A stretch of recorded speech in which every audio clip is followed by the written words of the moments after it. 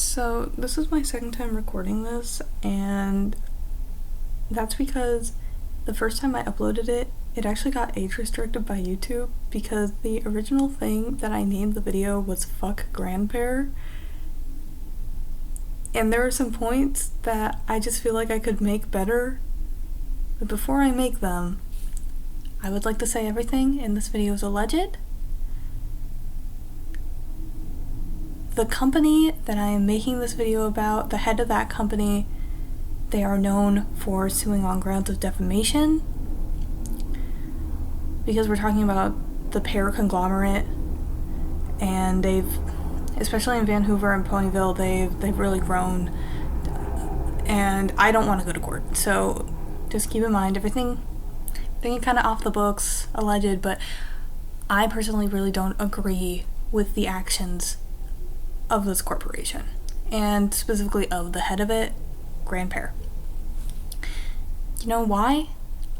Because, okay, so in the episode Perfect Pear, I just feel like not enough people are talking about this.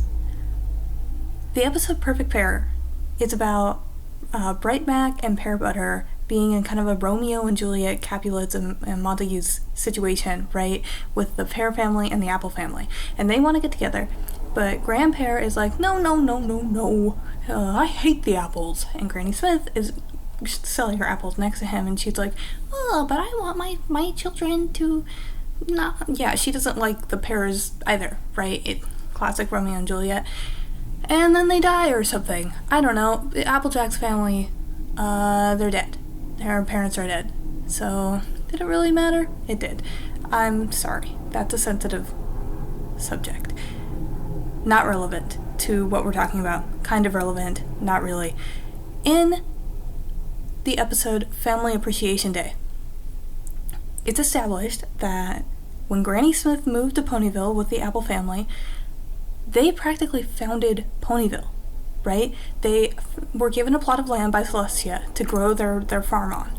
And then through that plot of land, more and more ponies started coming, and the pears, assumedly, because Granny Smith is not much older than she is in the Family Appreciation Day flashback episode, right? In the Perfect Pear flashback episode. So we can assume that this is not happening very far after her moving there. So pretty much right after the culmination of ponies and the accumulation and the building of infrastructure of Ponyville happens, the pears move in on Ponyville as free market territory. So they start selling their pears right in the fucking stall right next to Granny Smith's stall. That's crazy, right? Imagine moving somewhere. Imagine moving to somebody else's plot of land and like plopping down your pear stand and being like, fresh pears, buy your fresh pears. And then the owners of the house, they come out and they're like, hey, what the fuck? And you're like, I'm allowed to sell them. And it's not like they own the land. It's not like they own Ponyville, but it's a weird thing to do given how upset the Pear family is at the Apple family. Like, I would assume the Apples are definitely mad at the Pears for just moving in and setting up their camp here from Vancouver.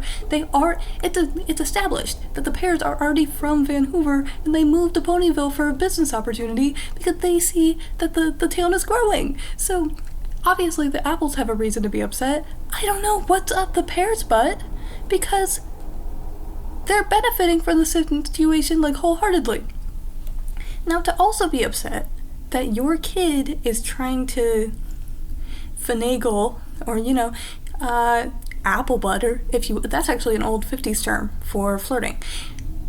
The point is, you're upset that your kid is trying to flirt with an Apple family member. Why? Like, I get that you don't like them, right? But to have that relationship and then be so upset that your kid did that you basically ostracized them from the family? Like, having that much of a and then moving out of your kid's life? Crazy work. Like, little bro. Then you come back, like, 70 years later, and you talk to your grandkids. You talk to your... No, not even...